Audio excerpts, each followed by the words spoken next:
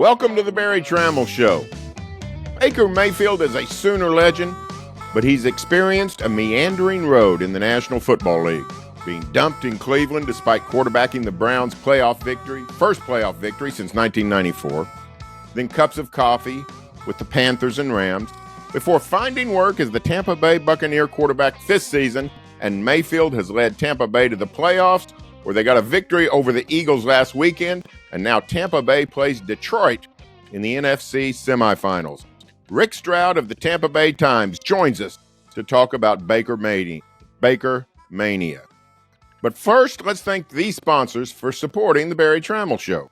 Next Generation Roofing, Weedman Lawn Service, FireLakeJobs.com, Oklahoma's Ford Dealers, Oklahoma's 988 Helpline, Two Fellas Moving, and the Oklahoma Blood Institute. Friends, our community is facing an emergency blood shortage due to this frigid weather. Our Blood Institute tells us there is only enough life-saving blood to help hospitals and patients for a day or two. So we urge you to donate immediately to help save the lives of local patients. I've been a blood donor for more than a quarter century. I've donated more than 200 times, and every time I give, I'm rewarded with the feeling that this is grassroots humanity. People helping people. Like police, fire rescue, and ambulance services, the blood supply is part of the emergency response team. Will you respond? Schedule your appointment now at obi.org. And now we bring in Rick Stroud from the Tampa Bay Times. Rick, welcome to the show, and welcome to the Oklahoma bandwagon over Baker Mania. He's what now? We're 6 years removed from Baker Mayfield, but he's still beloved in Oklahoma. At a Renaissance season, what do you make of Baker's season so far in Tampa Bay? Well, I think he's becoming beloved in Tampa too, just because of the way he's produced. But more than that, you think about the job he's had to do coming in here, really replacing, if you will, or being the quarterback after Tom Brady with all the success that Tom had, but to do it his way. And he ingratiated himself right away with the players in the locker room, starting with his offensive linemen. No mistake there. Got to be good friends with Tristan Wirfs and Luke Gedeke and those guys. And, he's earned it. He went out there. He was willing to compete with Kyle Trask if that was truly a competition. And, for the guy to humble himself, $4 million contract, win the NFC South and a playoff game, the way he's done it, it's been about as good as the Bucs could have ever hoped for. I mean, you didn't really have a lot of dealings with Baker Mayfield before this season. From afar, it looks like he's matured a little bit. He's not necessarily, the Huck Finn, Tom Sawyer type personality he was at Oklahoma and maybe in Cleveland. Has he grown up a little? Has he talked about maybe the maturation process? Yeah, Barry, I think we all grow up, right, when we're 22 years old, and you just think about what he has been through in his professional career. Going to a franchise that was 1-31. He went through three or four head coaches in that time. His third year, he got into the playoffs. He won a playoff game against the Pittsburgh Steelers, and then the injuries came. And then, by the time he got here, he had been to this was his fourth team in about 16 months. I mean, that's even for, the NFL, that's a lot of travel, especially on a quarterback that had as much pedigree as he did. But again, I do, he's talked about it. He has grown up through those experiences. But more than that, I think he's rediscovered his love for the game. Todd Bowles was somebody that, with the New York Jets, was looking heavily at Baker Mayfield when he was coming out of Oklahoma because they had the third overall pick. They didn't know if Baker was going to go number one to Cleveland or not. And they struck up a relationship during that draft process. And Todd just really fell in love with his moxie, with his leadership, the way he played the game. Of course, he didn't have a chance to get him. They got Sam Darnold, but he remembered all of that and all those traits. And so when they were reunited, what they told Baker was, look, come in here and be yourself. I think at times the Browns tried to beat that out of him a little bit. Football again is fun. Now, it's fun because you win, right? It's a chicken and the egg thing, but But he is being himself. He is having fun. And, I know they're both, I think, looking for a longer term relationship here. Okay, Rick. When you look at Baker Mayfield, he's not a prototypical overall number one pick. He's not 6'4", doesn't leap tall buildings in a single bound, doesn't run around like a Kyler Murray or somebody. But he does have a lot of good NFL traits. He's an accurate passer, leadership, all those kinds of things. Do you see a long term future as a starting NFL quarterback for Baker Mayfield? Yeah, I do because I think he's proven this year that he can operate within the pocket. This was a new offense, a new play caller. He had a lot to overcome. I mean, Dave Canales came here from Seattle, where he was a quarterbacks coach, and kind of saw the revitalization of Geno Smith out in Seattle. And it's a similar deal. I mean, Geno was not a first overall pick, and he was a much older quarterback, and he hadn't played in like 6 years. But the thing about Baker is, and they talk about this in the building, is just, his, how smart he is as a football player. Like, he's been in a lot of offenses. He understands ball, and he knows himself and his limitations very well. But even though he's not 6'4" and all of that, he has a really strong arm. I mean, that's something that Baker has had that I think, guys his size may not possess.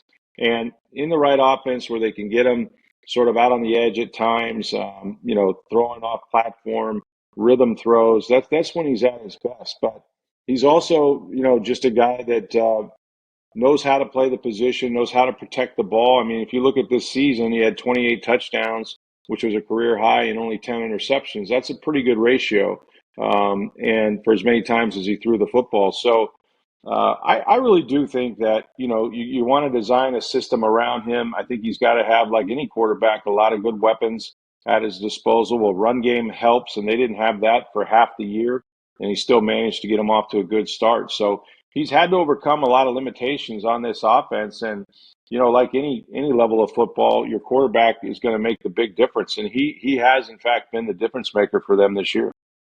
You mentioned a few minutes ago, this is a relationship that both sides appear to want to extend. Baker's an unrestricted free agent. Do you expect a contract coming with Mayfield and the Buccaneers? Yeah, I do. I mean, I've talked to his agents and I've talked to the Bucks, and my experience in doing this for a long time is just that when you have two parties that have a mutual interest in doing something, it gets done. And for Baker, stability is something that he has lacked in his career, both in in coaching, and then of course, like I said, 4 teams in 15, 16 months. I know that he and his wife would like to. They're going to have a baby in April. I think they'd like to be in one spot maybe for a couple of years. They love Tampa. It's a great place to live, as our friend Mike Sherman knows, that was down here for a while. And and in the organization, I think they, I think they feel very comfortable with him as their quarterback going forward, because they were in a transition period from a Super Bowl team, didn't have a lot of cap room. Now they're going to have more cap space. Another draft class, which will help this team. They're kind of transitioning to becoming a younger team. And so one more year, to continue on with him, I think would work. Now, he's probably looking at about a 3-year contract. And if it's similar to Geno Smith, it's going to be somewhere between $30-35 million a year. But I think, like I said, the two of them will work together to make that happen, because it just makes too much sense. I don't think he wants to play for a fifth team, in 2 years. You mentioned the cap structure of the Buccaneers. Brought in Tom Brady. Clearly, it paid off.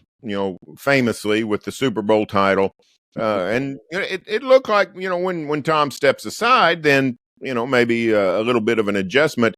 How quick the quick result of making the playoffs, winning the division, winning a playoff game in year one after Tom Brady, what does that do for the bridge getting Tampa Bay back to where it wanted to be as a perennial playoff contender and perhaps Super Bowl contender?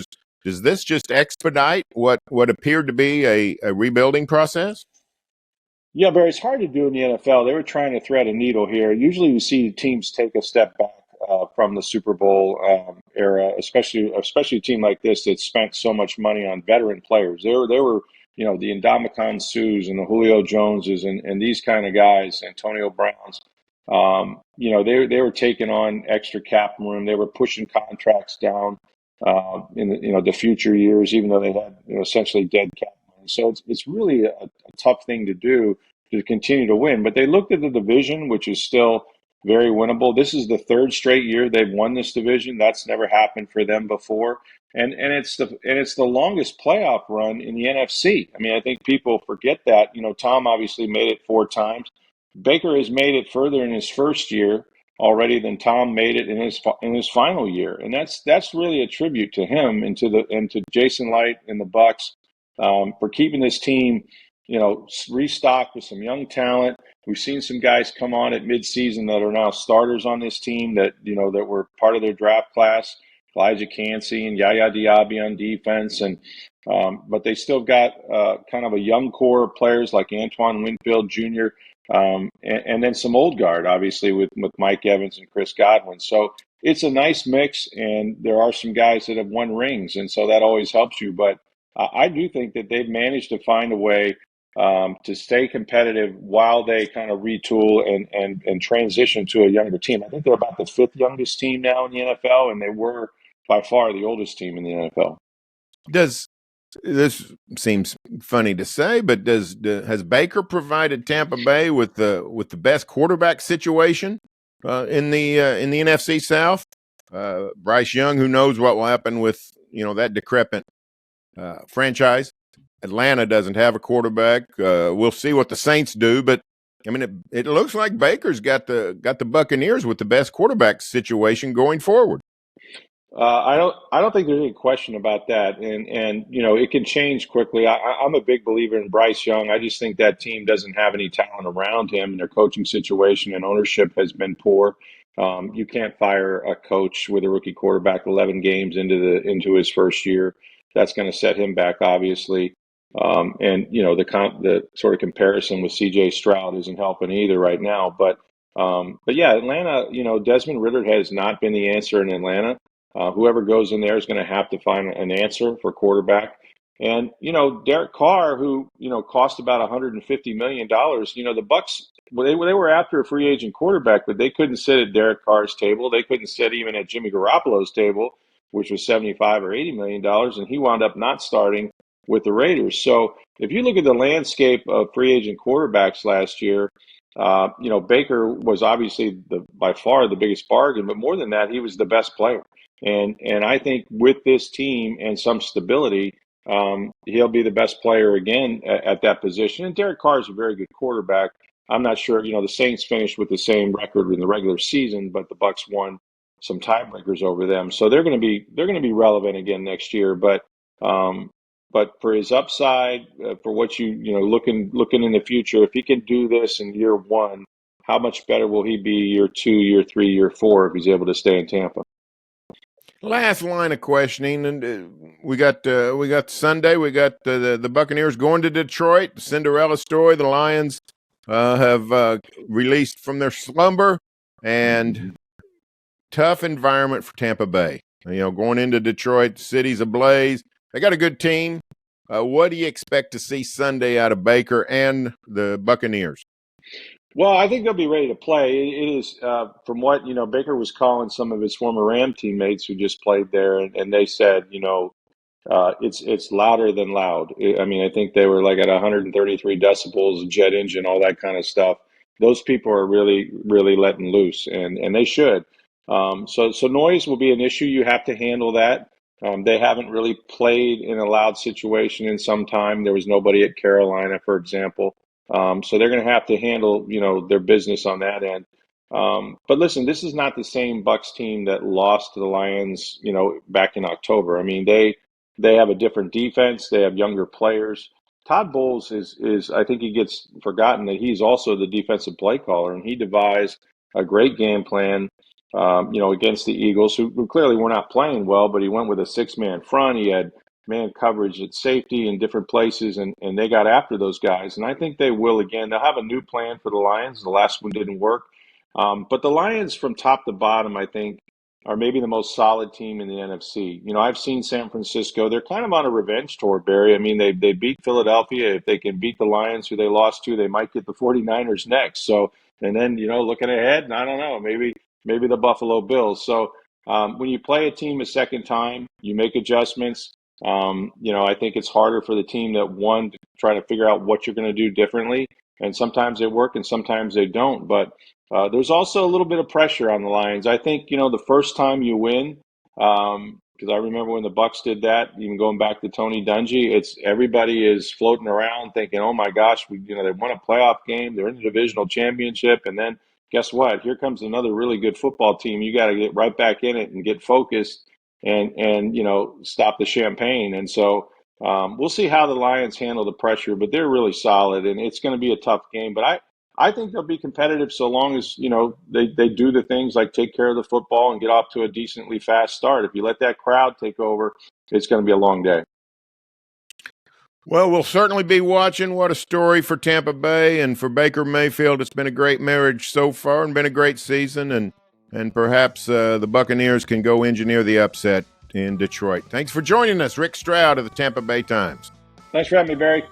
You bet. Thanks a lot. Hey, stay tuned for further shows on the Berry Tramel Show here on Sellout Crowd. Remember, go to all your places where you get your podcasts and sign up, register, leave a comment. We will talk to you next week.